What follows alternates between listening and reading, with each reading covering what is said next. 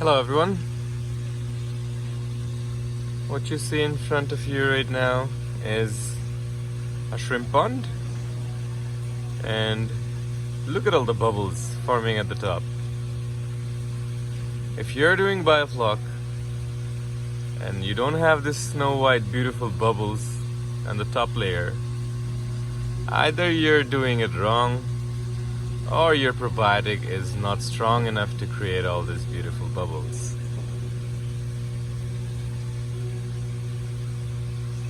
This indicates that your system is running quite good. Definitely you're going to check all the water parameters and everything. We're just planning to put some more fish on our other pond. We're currently thinking of putting 3 different types along with our tilapia and bangus.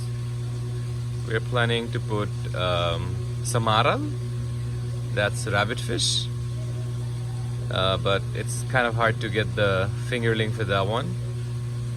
And we're looking for sea bass, that's apahap, and also pangasius. So these 3 fish we're going to stock along with our tilapia and bangus pond and see how they all grow together, because except for the bangus and the rabbit fish, all other fishes I mentioned are good fish for biofloc. They have been cultured for a long time in biofloc tanks. So if anyone knows where I can find these fingerlings, can comment below or text me inbox.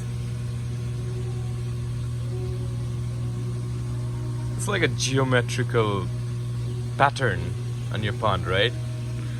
Looks beautiful to me. How does it look to you? Let me know.